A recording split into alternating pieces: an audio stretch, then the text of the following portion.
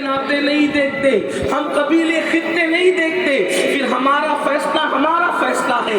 آپ مجھے بتائیں کیا قرآن مقدس کی یہ تعلیمات ہمیں پکار کر نہیں کہہ رہی ہے کہ اگر اچھا کرو گے تو اچھا پاؤ گے؟ میرے آقا نے اسی لیے فرمایا البر لا یبلا والذنب لا ینسا والدیان لا یموت اعمل ما شئت کما تدین تدان۔ اللہ کے رسول صلی اللہ علیہ وآلہ وسلم فرماتے ہیں نیکی کبھی پرانی نہیں ہو سکتی، گناہ کبھی بھلایا نہیں جا سکتا، اور بدلہ دینے والے خدا کو کبھی موت نہیں آ سکتی۔ اور پھر فرمایا جیسا تم کرو گے ویسا ہی پاؤ گے، تو تم جو چاہو کرو، پھر تمہارے دل میں جو آئے وہ کرو، مگر اتنا یاد رکھنا جیسا کرو گے ویسا بھرو گے۔ تو قرآن مقدس میں اللہ نے فرمایا اپنے آپ کو اور اپنی اولاد کو جہنم کی اس آگ سے بچاؤ جس کا ایندھن انسان اور پتھر ہے۔ یاد رکھنا اللہ کے عذاب کو دنیا میں کوئی ایسا پیدا نہیں ہوا جو میرے اللہ کے عذاب کو برداشت کر سکے۔ جانتے ہیں ایک قاری قرآن نے سیدنا فاروق اعظم عمر ابن خطاب کے سامنے قرآن کی ایک آیت تلاوت کی، ان عذاب ربک لواقع ما لہ من دافع، بے شک تیرے رب کا عذاب واقع ہو کر کے رہے گا، بے شک تیرے رب کا عذاب واقع ہو کر کے رہے گا، اور جب تیرے رب کا عذاب واقع ہوگا تو دنیا کی کوئی طاقت اس عذاب کو تجھ سے دور نہ کر سکے گی۔ اللہ اکبر۔ یہ آیہ کریمہ سن کر فاروق اعظم پر اللہ کا اتنا خوف اور خشیت طاری ہوئی کہ فاروق اعظم بے ہوش ہو کے زمین پہ گر پڑے، اور کم و بیش 1 مہینے تک عمر ابن خطاب بیمار رہے۔ وہ عمر ابن خطاب جس کو رسول اللہ نے جنت کی بشارت دی تھی، وہ عمر ابن خطاب جس کا ذکر توریت میں ہے، جس کا ذکر انجیل میں ہے، جس کی شان قرآن میں بیان کی گئی ہے۔ آپ مجھے بتائیں ایسے لوگ جن کو جنت کی بشارت دی جائے، وہ لوگ اللہ کے عذاب کو سن کر، خدا کے عذاب کی آیتوں کو سن کر 1 مہینے تک بیمار پڑے اور بے ہوش پڑے رہے۔ اللہ اکبر۔ اور ہمارا حال یہ ہے، وہ کون سا گناہ ہے جو اپنی زندگی میں نہیں؟ میری قوم کے جوانوں، کبھی اپنے چہرے کو آئینے کے اندر دیکھنا، اتنا خوبصورت چہرہ، اتنا حسین چہرہ اور اتنا نازک سا وجود جب یہ جہنم کے اندر گناہوں کی وجہ سے ڈالا جائے گا تو افسوس، کیا یہ ہمارا وجود اللہ اکبر خدا کے عذاب کو برداشت کر سکے گا؟ سوچو تو صحیح، کمزور کتنا ہے انسان کی کمزوری کا عالم یہ ہے کہ انسان تو آگ برداشت نہیں کر سکتا۔ آگ تو آگ ہے، ہم ٹھنڈی برداشت کرنے کے قابل نہیں ہے۔ جو انسان اتنا کمزور ہو کہ وہ ٹھنڈک برداشت نہ کر سکے، جو انسان اتنا کمزور ہو کہ وہ مکھی کا ڈنک برداشت نہ کر سکے، جو انسان اتنا کمزور ہو کہ وہ مچھر کا ڈنک برداشت نہ کر سکے، جو انسان اتنا کمزور ہو کہ اس کو کھیت کا بچھو کاٹے تو انسان تڑپتا پھرے، انسان بلکتا رہے، جسے سانپ ڈس لے تو انسان اس کا درد برداشت نہ کر کے موت کے گھاٹ اتر جائے۔ اللہ اکبر۔ جب دنیا کے ان حقیر سے چھوٹے چھوٹے جانور اور کیڑے مکوڑوں کی تکلیف ہم برداشت نہیں کر سکتے تو کہاں وہ جہنم کا عذاب ہے؟ اب ذرا آؤ، میری اپنی بات نہیں، کسی مولوی صاحب کی بات نہیں، بلکہ تمہارے اور میرے آقا، تمہارے اور میرے مالک و مولا، تمہارے اور میرے نبی مصطفیٰ جان رحمت صلی اللہ علیہ وآلہ وسلم کا ذکر پورے ہوش کے ساتھ، دل کے کانوں کے ساتھ سنو۔ اگر آپ اس جلسے کے اندر سیلفی لینے آئے ہیں تو آپ کا کام ہو چکا ہے، اگر آپ اس جلسے کے اندر صرف ویڈیو بنانے آئے ہیں تو آپ کا کام ہو چکا ہے، اور اگر آپ اس جلسے کے اندر اللہ رسول کے فرامین کو سن کر کے اپنے آپ کو تبدیل کرنے کے لیے آئے ہیں تو تھوڑی دیر ذرا کان لگا کر ہوش کے ناخن لیں۔ اللہ اکبر۔ اپنے فائدے کی بات سنیں، اپنی آخرت کی بات سنیں۔ اللہ اکبر۔ ہم میں کون ہے جو خدا کے عذاب کو برداشت کر سکے؟ اللہ کے رسول रसूल गैब दा नबी सल्लल्लाहु अलैहि वसल्लम का फरमान है। मेरे आका इरशाद फरमाते हैं इस हदीस को, अल्लाह अकबर, कुर्रतुल उयून के अंदर फकीह अबुल लैस समरकंदी ने लिखा है। क्या लिखा है? मेरे करीम आका गैब दा नबी, मेरे और आपके आका मुस्तफा करीम रऊफुर रहीम सल्लल्लाहु अलैहि वसल्लम फरमाते हैं कि जहन्नम के अंदर एक वादी है, जहन्नम के अंदर एक वादी है। यानी जहन्नम सिर्फ एक जो है वो छोटी मोटी नहीं है, बल्कि जहन्नम में कई वादियां हैं, जहन्नम के कई हिस्से हैं, जहन्नम के कई दर्जे हैं। जैसे जन्नत के कई दर्जे हैं वैसे जहन्नम के कई दर्जे हैं। तो मेरे और आपके आका गैब दा नबी सल्लल्लाहु अलैहि वसल्लम फरमाते हैं कि जहन्नम में एक वादी है जिसके अंदर इतनी गर्मी है, जिसके अंदर आग की इतनी तपिश है, जिसमें आग के अंदर इतनी हरारत है कि अगर उसमें पहाड़ों को डाल दिया जाए तो पहाड़ पिघल जाए। यानी ऐसे हालात है जहन्नम के अंदर कि अगर उसमें पहाड़ों को डाला जाए तो पहाड़ पिघल जाएंगे। और वो ऐसी वादी है जिससे जहन्नम भी एक दिन में 5 मरतबा अल्लाह की पनाह मांगता है, जिससे जहन्नम की उस वादी से जहन्नम भी दिन में 5 मरतबा पनाह मांगता है। और उसमें पहाड़ों को भी डाला जाए तो पहाड़ पिघल जाए। तो सहाबे किराम ने पूछा, या रसूल अल्लाह सल्लल्लाहु अलैहि वसल्लम, हमारे माँ बाप पे कुर्बान, आका वो वादी जिससे जहन्नम भी दिन में 5 बार पनाह मांगे, आका वो वादी जिसमें पहाड़ पिघल जाए, पत्थर पिघल जाए, उस वादी में किसको दाखिल किया जाएगा, उस वादी में किसको डाला जाएगा? तो अल्लाह के रसूल गैब दा नबी सल्लल्लाहु अलैहि वसल्लम फरमाते हैं उस वादी में 2 लोगों को डाला जाएगा। एक तो वो जिसने नमाज को जानबूझकर छोड़ा होगा, जिसने नमाज को जानबूझकर तर्क किया होगा, उस वादी के अंदर डाला जाएगा। और दूसरा वो जिसने अपनी जिंदगी के अंदर एक दिरहम भी हराम का खाया होगा, एक लुकमा भी हराम का खाया होगा, उस वादी के अंदर डाला जाएगा। यानी कि वो वादी जिससे एक दिन में 5 मरतबा जहन्नम पनाह मांगे, जहन्नम की वो वादी जिसमें पहाड़ भी पिघल जाए, वो 2 लोगों का ठिकाना है, बेनमाजियों का और हराम खाने वालों का। अब जरा मैं आपसे पूछना चाहता हूँ, यहाँ कितने मेरे भाई हैं अल्लाह अकबर जो अल्लाह बरसों से नमाज नहीं पढ़ते, जुमा के दिन 2 रकात पढ़कर मस्जिद से ऐसे भाग जाते हैं जैसे स्कूल की छुट्टी होने पर स्कूल के बच्चे भागते हैं। अल्लाह अकबर, मेरी कौम को आज नमाज पढ़ने का वक्त नहीं, बड़ी आसानी से कह देते हैं कि मौलाना टाइम नहीं मिलता नमाज पढ़ने के लिए। मेरे प्यारे आका सल्लल्लाहु अलैहि वसल्लम के प्यारे दीवानों, मुझे बताओ क्या हमें अपनी आखिरत की फिक्र नहीं, क्या हमें अपने जिस्म से प्यार नहीं? अगर किसी रास्ते पर कांटे पड़े हो तो आदमी उस रास्ते नहीं जाता, अगर किसी रास्ते में गंदगी पड़ी हो इंसान उस रास्ते नहीं जाता, अगर किसी रास्ते के अंदर कुत्ते बैठे हो या जंगली जानवर बैठे हो, शेर चीता बैठे हो, उस रास्ते नहीं जाता। लेकिन अफसोस इंसान जहन्नम की आग के रास्ते जा रहा है, अपने नाजुक से वजूद को, अपने कमजोर के वजूद को जहन्नम का ईंधन बना रहा है। ऐ मेरे आका अलैहिस्सलाम के प्यारे दीवानों, अल्लाह की इज्जत की कसम, जिसमें पहाड़ पिघल जाए, मुझे बताओ ना सही, क्या हमारा जिस्म उस अजाब को बर्दाश्त कर सकेगा? क्या उस अजाब को बर्दाश्त कर सकेगा? क्या हमारे जिस्मों में उतनी ताकत है? आप मुझे बताएं मेरे भाइयों, एक वक्त की नमाज के लिए सिर्फ 10 मिनट का टाइम लगता है। हम एक मर्तबा मोबाइल खोलते हैं व्हाट्सएप के हवाले से तो घंटों उसमें हमारे चले जाते हैं, फेसबुक पे बैठते हैं तो रात के 3-3 बजे तक हम वक्त लगा देते हैं, यूट्यूब पर बैठते हैं तो 6-6, 5-5 घंटे किधर जाते पता नहीं चलता। सोचो तो सही, फेसबुक को घंटों दिए, व्हाट्सएप को घंटों दिए, यूट्यूब को घंटों दिए, दोस्तों को घंटों दिए, सबको वक्त दिया, लेकिन उस अल्लाह को वक्त नहीं दे रहे। सोचो तो सही, हमारे पास किसके लिए टाइम नहीं है? उस अल्लाह के लिए जिसने हमें माँ की कोख से पैदा किया।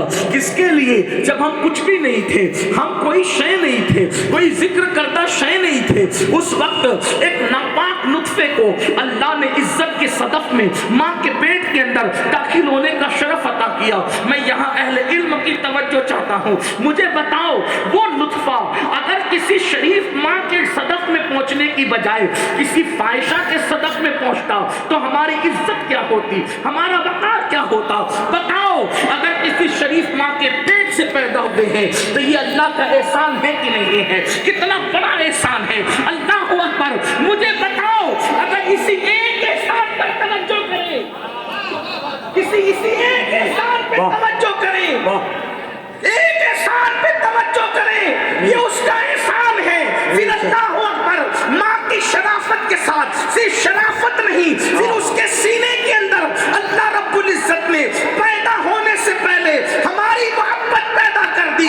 یہ دوسرا احسان ہے۔ اگر محبت نہ پیدا کرتا، وہ نطفہ ماں کے پیٹ میں آیا تھا، شرافت کے بعد بھی اگر اس کے دل میں شیطانی وسوسہ آتا اور وہ ہمیں اپنے پیٹ ہی سے گرا دیتی، کٹوا کر کے، اللہ اکبر، چمچوں سے کٹوا کر، مشینوں سے کٹوا کر، ٹکڑے کروا کر گٹروں میں بہا دیتی جیسے اور مائیں بہایا کرتی ہے، تو بولو ہمارا کیا بنتا، ہمارا کیا ہوتا؟ لیکن اس کی شان ہے پیٹ میں داخل کیا شریف ماں کے، اور پھر اس ماں کے سینے میں ہمارے لیے محبت پیدا کر دی۔ وہ الٹیاں کرتی رہی اور سوچتی رہی خوش ہو کر کے میں ماں بنوں گی، وہ تکلیفیں اٹھاتی رہی، وہ بوجھ ڈھوتی رہی، اس کے بعد سوچتی رہی کہ میں ماں بنوں گی۔ پھر اتنا ہی نہیں، اللہ اکبر، اس نے ہمیں جنم دیا۔ یہ جنم دینے کا مرحلہ بھی وہ اللہ رب العزت کے کرم سے رہا، ورنہ اللہ اکبر، اللہ ہمارے پیدا ہوتے ہوتے ہماری ماں ہی مر جاتی تو کیا ہوتا، یا ہم ہی مر جاتے تو کیا ہوتا؟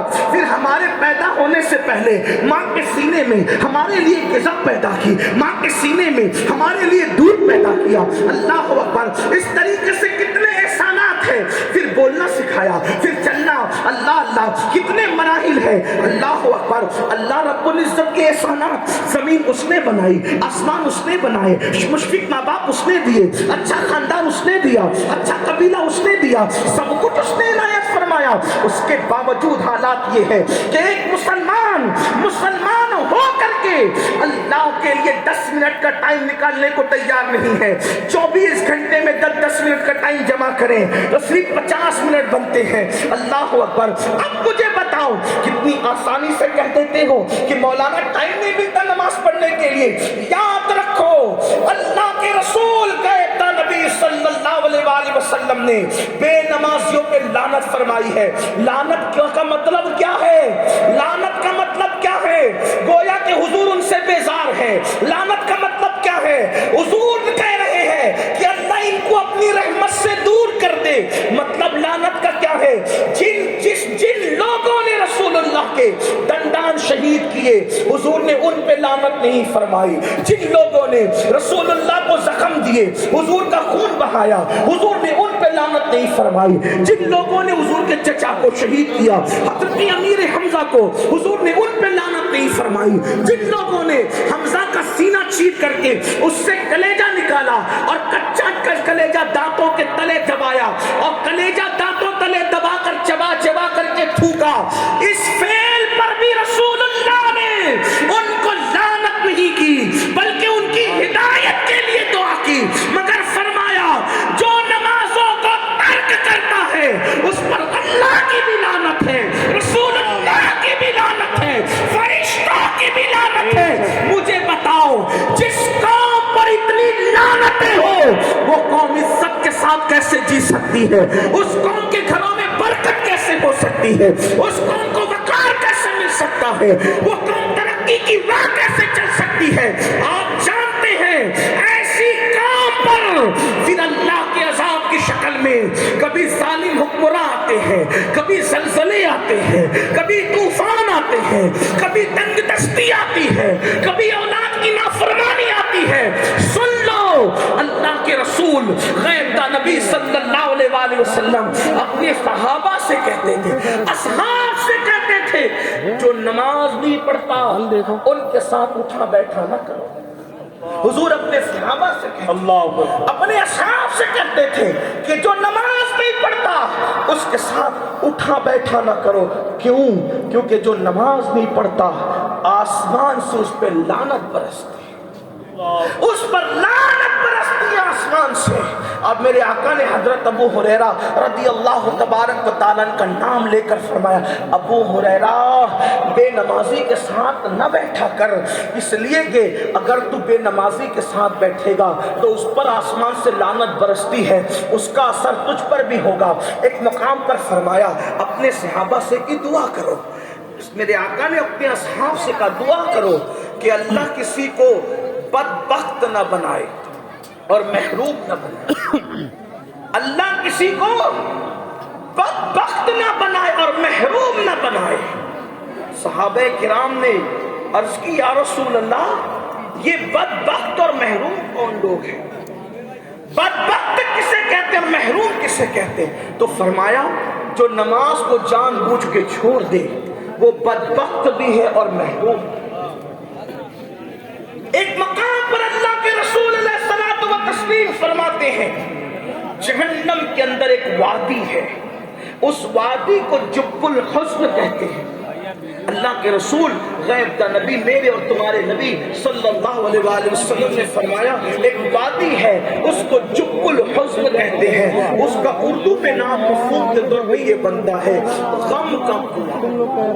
جب الحزن غم کا کنواں یعنی کہ وہ جہنم کا ایسا طبقہ ہے جہاں داخل یوں تو ہر جہنمی غم میں ہے لیکن وہاں خاص طور پر غموں کا عذاب ہے، جب الحزن ہے وہ۔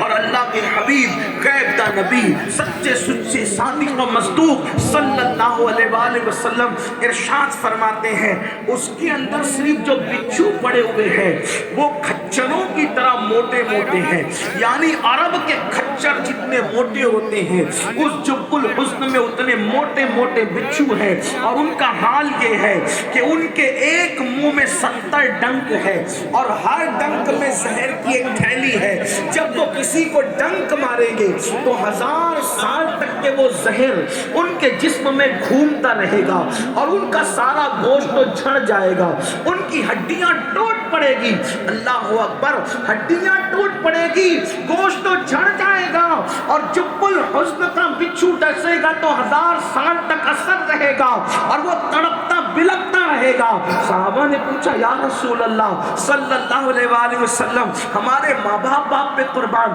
یہ عذاب جب الحزن کا کس کو ہوگا؟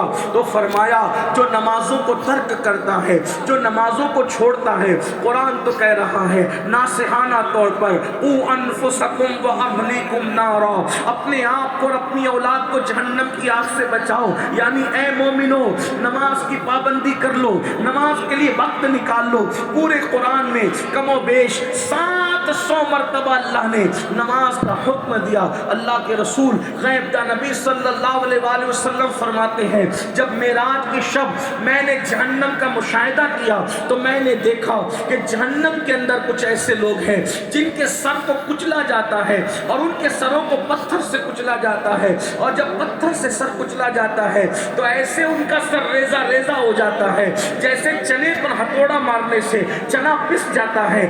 ایسے ہی لوگوں کے سروں پہ جب پتھر مارا جاتا ہے تو ان کا سر اس طرح پس جاتا ہے کہ ریزہ ریزہ ہو جاتا ہے، پھر پتھر لڑک کر کے دور جاتا ہے۔ تو پتھر لانے والا جب پتھر لانے جاتا ہے تو اتنے دیر میں اللہ پاک اس کا سر پھر درست کر دیتا ہے، پھر مارا جاتا ہے، پھر سر پستا ہے، پھر سر درست کیا جاتا ہے، پھر پتھر لایا جاتا ہے۔ یہ سلسلہ چل رہا تھا۔ ذرا سوچو پورے جسم میں کہیں بھی چوٹ لگے اتنی تکلیف نہیں ہوتی، لیکن اللہ اکبر سر کو چوٹ لگے تو کتنی تکلیف ہوتی ہے۔ اللہ میرے آقا علیہ السلام نے فرمایا میں نے جبریل سے پوچھا اے جبریل یہ دردناک عذاب کس کو دیا جا رہا ہے؟ تو جبریل امین نے عرض کیا یا رسول اللہ صلی اللہ علیہ وآلہ وسلم یہ وہ لوگ ہیں جو نماز کو وقت گزار کر پڑھتے تھے، یعنی نماز کا وقت چلا جاتا تھا اپنی زبان میں نمازیں قضا کر کے پڑھتے تھے، نماز پڑھتے تھے مگر قضا پڑھتے تھے۔ اب آپ مجھے بتاؤ جو قضا کر کے نماز پڑھے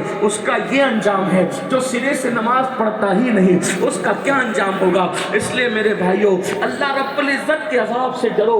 اللہ کے حبیب علیہ السلام جہنم کا مشاہدہ کرتے معراج रات की शब और उसका एक खाका और बल्कि उसकी एक सर्वे रिपोर्ट कह लीजिए आका अलैहिस्सलातु व तस्लीम गोया के पेश फरमाते हैं। आइए जरा उसको दिल के कानों से सुने। मेरे आका अलैहिस्सलातु व तस्लीम फरमाते हैं कि मैं और आगे बढ़ा, मैंने जहन्नम का मुशाहिदा करते हुए और आगे बढ़ा तो मैंने देखा कि एक गड़ा है जो नीचे से खुला हुआ है, यानी नीचे से चौड़ा है और ऊपर से तंग है, और लोग उसके अंदर जोश आता है, उस आग के अंदर जोश आता है तो लोग नीचे से ऊपर की तरफ आते हैं और उनके चीखने चिल्लाने की आवाजें आती हैं, उनके चीखने चिल्लाने की आवाजें आती हैं और उनकी चमड़ी को आग की कैंची से काटा जाता है, आग की कैंची से चमड़ी काटी जाती है। मैंने पूछा जिब्रील ये कौन लोग हैं? तो जिब्रील अमीन ने अर्ज किया या रसूल अल्लाह सल्लल्लाहु अलैहि वसल्लम, ये वो लोग हैं जो दुनिया में इसलिए बन संवर कर निकलते थे, लड़के इसलिए बन संवर के निकलते थे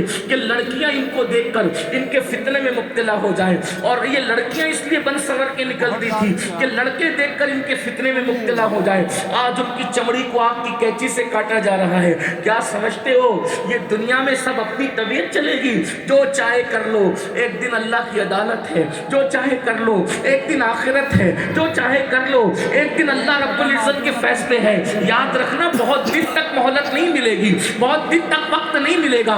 कहाँ है फिरौन, कहाँ है नमरूद, कहाँ है शद्दाद, कहाँ है बुख्त नस्र, कहाँ है अपने आप को खुदा मनवाने वाले, कहाँ है घमंड करने वाले? लोगों की कब्रों का निशान भी मिट गया। अपनी दौलत पे घमंड करके खुदा के अज़ाब को दावत देने वालों, अपनी जवानी पर इतरा कर खुदा के गजब को चैलेंज करने वालों, याद रखना न किसी की जवानी रही, न अपनी जवानी रहेगी, न किसी की जिंदगी रही, न अपनी जिंदगी रहेगी। मैं कोई बद्दुआ के तौर पे नहीं कह रहा हूँ, लेकिन एक दिन जवानी ढलना ही है, एक दिन उम्र खत्म होना ही है। ये दुनिया सराय फानी है, ये दुनिया लॉज की तरह है, लॉज की तरह। लॉज में कोई हमेशा नहीं रहता। अल्लाह अकबर। लॉज में जाओ, एक दिन तो कोई और मिलेगा, दूसरे दिन जाओगे तो कोई और मिलेगा, तीसरे दिन जाओगे तो कोई और मिलेगा। यानी लॉज में कोई रहने के लिए नहीं आता।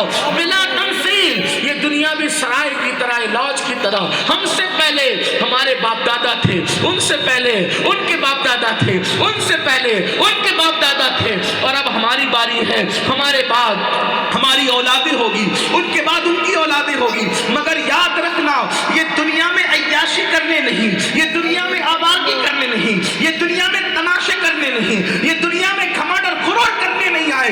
दुनिया में क्यों आए? कुरान कहता है अल्लज़ी खलक़ल मौत वल हयात लियब्लुवकुम अय्युकुम अहसनु अमला, कि हमने मौत और जिंदगी को पैदा करके तुम्हारा इम्तिहान दिया है कि कौन थोड़ी सी जिंदगी को पाकर अच्छा अमल करता है।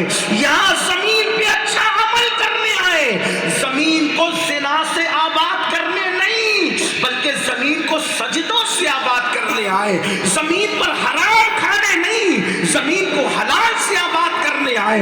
जमीन पे अल्लाह को नाराज करने नहीं, बल्कि जमीन पे अल्लाह को राजी करने आए। अब जरा सोचो, आजकल लड़कों का मिजाज नहीं, आजकल लड़कों की तबीयत नहीं। अल्लाह अकबर, जब घर से निकलते हैं तो बड़े बन ठन के निकलते हैं। देखो, बन ठन के निकलना कोई गुनाह नहीं है, मगर नीयत बदली तो उसका अज्र बदलेगा। इस्लाम तो कहता है खूबसूरत बन के निकलो। अल्लाह जमीलुन युहिब्बुल जमाल। अल्लाह के रसूल अलैहिस्सलाम से किसी ने अर्ज की, या रसूल अल्लाह, आपका फला सहाबी मगरूर है, आपका फला सहाबी गुरूर कर रहा है। तो फरमाया कैसे? तो कहा वो तो अच्छे कपड़े पहनता है, बन ठन के निकलता है। तो मेरे आका ने फरमाया अच्छे कपड़े पहनना, बन ठन के निकलना, ये गुरूर और घमंड नहीं है, बल्कि ये गुरूर है कि इंसान अपने आप को सबसे बेहतर समझे, ये गुरूर है। रही बात अच्छे कपड़ों की, बन संवरने की, वो तो मैं भी करता हूँ, और मेरे अल्लाह ने मुझे हुक्म दिया है और फरमाया अल्लाह जमीलुन युहिब्बुल जमाल। अल्लाह हुस्न वाला है और वो हुस्न को पसंद करता है। गंदे कपड़ों को, फटे हुए कपड़े जबरदस्ती कोई पहने और जबरदस्ती पेवन वाले पहने, हैसियत के बावजूद باوجود بھی، عطا کے باوجود بھی. بلکہ ایک صاحب کو دیکھا وہ بڑے ہلکے کپڑے پہنے ہیں تو پوچھا اللہ نے تجھے دولت دی ہے؟ ہاں دی ہے. تو فرمایا اگر اللہ نے دولت دی ہے تو وہ تیرے وجود پہ نظر آنا چاہیے. یہ بھی شکر کا ایک حصہ ہے. یعنی اللہ نے کسی کو نوازا اور وہ زبردستی فقیر بنے پھرتا رہے، اس کی اسلام اجازت نہیں دیتا. بلکہ آپ جس غوث اعظم کا جشن منا رہے ہیں، ہمارے مرشد غوث اعظم کی شان تو یہ ہے کہ وہ ہر دن نیا لباس پہنتے تھے اور اتنا مہنگا پہنتے تھے کہ وقت کے بادشاہ کو بھی اتنا قیمتی میسر نہیں آتا تھا. اور ایک دن پہنتے تھے تو دوسرے دن نہیں پہنتے تھے. گویا کہ وہ لباس اتار کے کسی فقیر کو پہنا دیتے تھے اور بادشاہ کو بتاتے تھے لوگوں کے مال پہ گھمنڈ کرنے والے جو صرف تیرے اندر نہیں ہے وہ صرف اللہ نے عبد القادر جیلانی کو. نعرہ تکبیر، نعرہ رسالت، فیضان غوث اعظم، شان غوث اعظم، مسلک اعلی حضرت. بادشاہ سے مہنگا لباس ایک دن پہنا اور دوسرے دن کسی فقیر کو پہنا دیا. بادشاہ سے مہنگے جوتے پہنے اور دوسرے دن کسی فقیر کو پہنا دیا. اس لیے اسلام اچھے لباس کو منع نہیں کرتا، اچھے جوتے منع نہیں کرتا. بلکہ ہمارے امام اعظم ابو حنیفہ جو امام جعفر صادق کے شاگرد ہیں، وہ اپنے شاگردوں سے کہتے تھے اچھے کپڑے پہنا کرو، اچھی سواری پہ بیٹھا کرو، اچھے جوتے استعمال کیا کرو، اچھی چادر کندھے پہ رکھا کرو تاکہ دنیا دار لوگ حقیر سمجھ کر تمہیں نظر انداز نہ کریں. اللہ اکبر.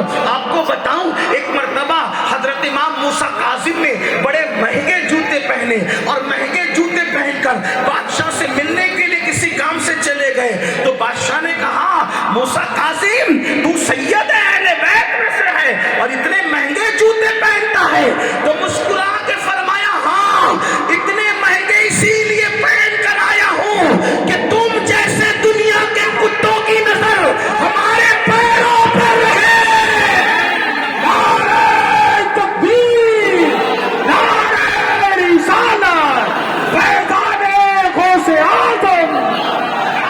تمہاری نظر ہمارے پیروں پر رہے، ہمارے چہرے تک آنے کی تمہاری حیثیت. کیا بات ہے، زندہ باد زندہ باد. تو اسلام اچھے کپڑوں سے نہیں روکتا، اچھے کپڑوں سے منع نہیں کرتا، اچھے جوتوں سے منع نہیں کرتا، غرور اور گھمنڈ سے منع کرتا ہے. کیا کہ جب تم اچھے جوتے اچھے کپڑے پہنو تو یہ دل میں خیال نہیں آنا چاہیے کہ میں سب سے بہتر ہوں، بلکہ اپنے آپ کو سب سے حقیر سمجھو. مجھے خوشی ہے کہ ہمارے مالیگاؤں شہر کے ہمارے بڑے عظیم شاعر ہمارے محلے کے یہ گلی کے ایک کونے پہ میں، دوسرے کونے پہ ہمارے واحد انصاری صاحب رہتے ہیں. گویا کہ مالیگاؤں کی گلی کا ایک اور دوسرا کونا یہاں پر موجود ہے. خوشی ہے ماشاءاللہ. بڑے اچھے نعت گو شاعر ہیں ماشاءاللہ، عاشق رسول. شاید ان کو سن چکے ہوگے یا سنو گے. تو بہرحال عرض یہ کر رہا تھا کہ اسلام اچھے لباس کو منع نہیں کرتا. تو اللہ کے رسول صلی اللہ علیہ وسلم نے ارشاد فرمایا کہ اللہ جمیل یحب الجمال، وہ حسن والا حسن کو پسند کرتا ہے، بلکہ وہ حسن کا خالق ہے، وہ خالق حسن ہے. حسن کو پیدا کرنے والا کون ہے جس نے یوسف جیسا حسن کیا؟ کون ہے جس نے جانے یوسف محمد الرسول اللہ حسن پیدا؟ خدا کی سب کی قسم انسان رسول اللہ کو دیکھ کے اندازہ کرتا ہے کہ جب بننے والے کے حسن کا یہ عالم ہے تو بنانے والے کے حسن و جمال. نعرہ تکبیر، نعرہ رسالت، حسن مصطفیٰ، شان مصطفیٰ، فیضان غوث اعظم، مسلک اعلی حضرت، فیضان سرکار مفتی اعظم ہند. اس حسن کو میرے امام یوں کہتے ہیں وہ کمال حسن حضور ہے، کہ گمان نقص جہاں نہیں، وہ کمال حسن حضور ہے. یہ اس کی تخلیق کا عالم ہے. تخلیق ایسی ہے تو خالق کیسا ہوگا؟ وہ کمال حسن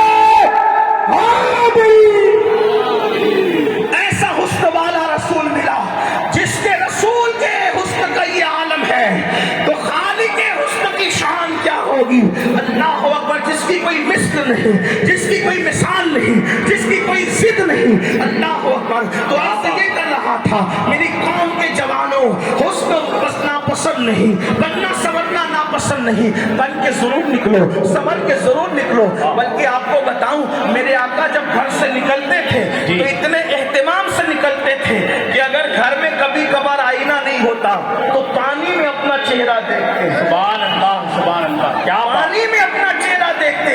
اور جب کبھی اللہ اکبر میرے آقا علیہ الصلوۃ والتسلیم سے کسی نے پوچھا تو میرے آقا فرماتے ہیں جو اس لیے بن سنور کے گھر سے نکلا کہ جس سے ملنے جا رہا ہے اپنا وہ بھائی بھی خوش ہو جائے, وہ بھائی بھی, تو جو گیا اس کی بھی اور جس کے پاس گیا اس کی بھی اللہ دونوں کی مغفرت فرما دیتا.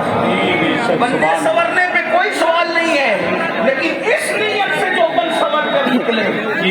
لڑکے اس لیے سنورے کہ لڑکیاں ان کے فتنے میں مبتلا ہیں.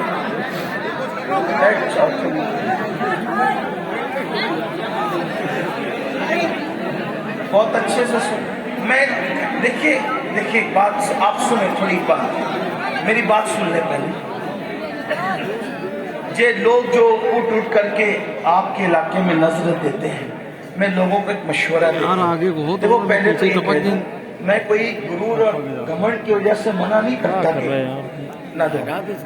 ہمارے یہاں یہ ہے کہ اللہ کے رسول علیہ السلام نے دیا دینے کو پسند کیا, اور جو ہدیے کو دینے سے گھمنڈ اور غرور